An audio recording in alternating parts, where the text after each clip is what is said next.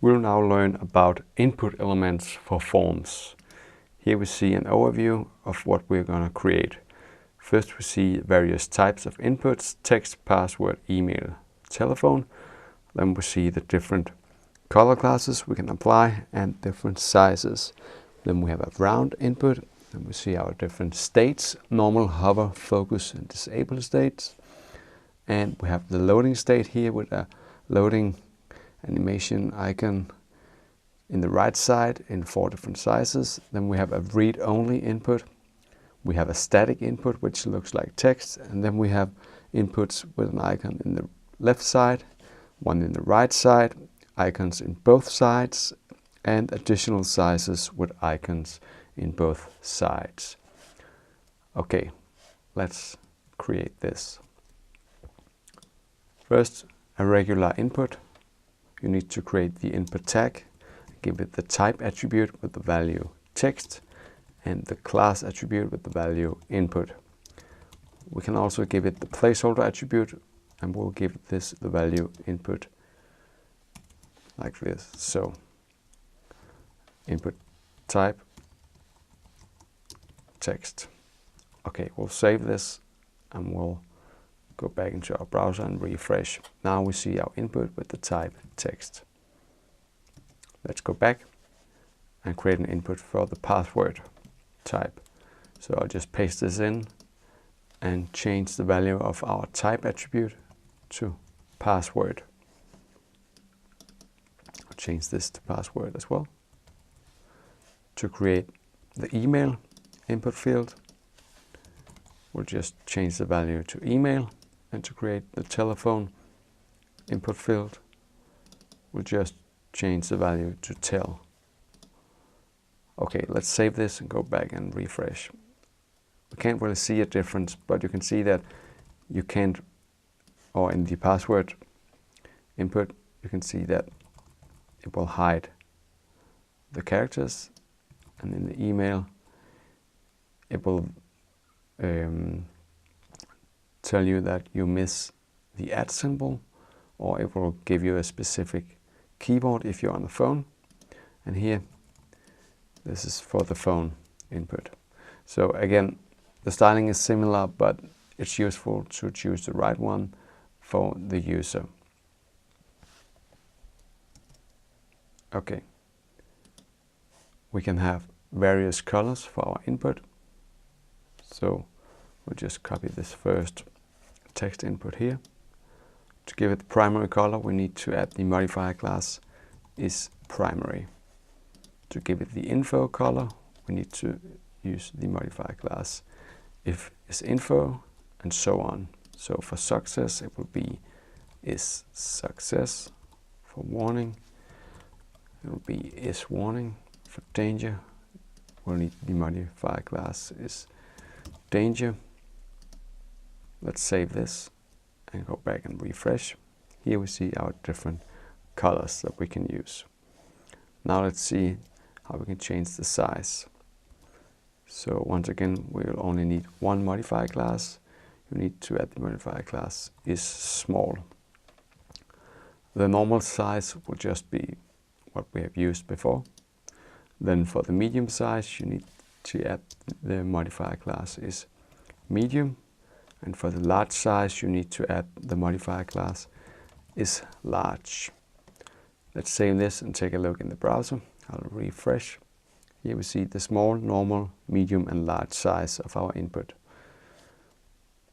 Now let's see how we can create a rounded input. You need to use the modifier class is rounded. Let's save and go back. Now we can see the border radius have been applied in all 4 corners. Now let's look at different states of our input. We can force these states by giving them modifier classes. So the normal state will just be this default code, and to force the hover state, we need to add the modifier class is hovered. To force the focus state, we need to give the modifier class is focused.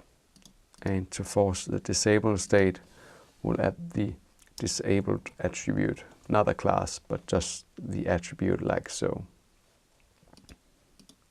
Let's save this and take a look. Here we can see it. So when I hover above the inputs here in the top, we can see that the border color becomes darker, just like you can see here. And when we click inside one, we can see that it's now focused. So this is what you see here. And this is the disabled one. We can also create a loading state with different sizes. So to do this, we'll need to add the wrapping element, a div tag with the class control. Then we need to give it the modifier class is small and the modifier class is loading. This will create a small loading icon.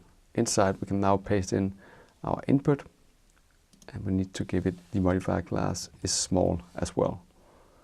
So let's copy this code, paste it in here. We'll remove the classes is small, like so. Here we'll change it to is medium, and finally we'll change it to is large. Remember to use these modifier classes on both the control and the input. Let's save this and take a look. Now to the very right side, in the end of our input, we can see we have this animated spinning icon indicating the loading state. Alright, now we'll continue with other input types.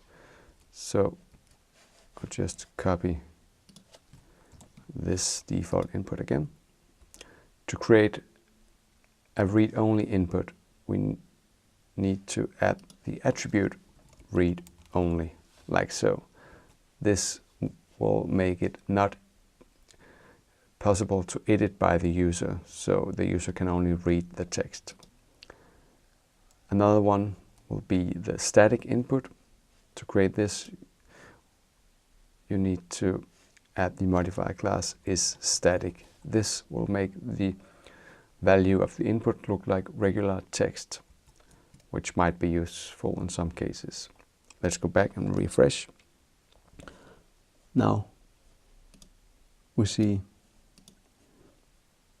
that we have it right here, so we can't type anything inside. If we go back and give it a value, so we change this to value. We also need to change this to value. We'll save and go back and refresh. Now we can see our text inside. This is the read-only text. I can't edit it. And this is the static text, where the text looks like the text of the input, or the value of the input looks like regular text. Alright, finally let's look at inputs with icons in the sides. First we'll create the wrapping element, a div tag with the class control. Then we need to add the modifier class. So to have an icon in the left side, we need to add the class has icons left. Then we'll paste in our input, just a regular input like so. And then we'll add a span tag with the class icon and the class is left. Inside this we can now create our icon. We are once again using the Font Awesome 5 icon set. So we'll use the FAS class for solid icons, and we'll pick the envelope icon, so we use the class FA envelope. Remember to close the I tag again. Let's save this and take a quick look. Here we see an input with an icon in the left side, the envelope icon. Let's go back again. Now let's copy this.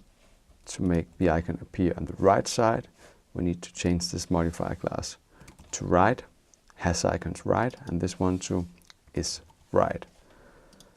So let's save and take a quick look. Now the icons is in the right side. To have this icon in both sides, we'll just have both modifier classes appearing at the same time. So we'll add has icons right here, and then we'll just copy this code here, change this to is right. We'll pick the check mark icon now. Let's save and take a look. Now we have the envelope icon to the left side and the check mark icon to the right side. Finally, let's look at the different sizes for this with icons in both sides. So I'll just copy this to make it small. We'll add the modifier class on the input only. So this will be is small. To make it medium, we'll add the modifier class is medium. And to make it large, we'll add the modifier class is large. Let's save this and take a look in the browser. I'll refresh. Now we see our small, medium and large inputs with icons in both sides. This was all about the input elements of forms.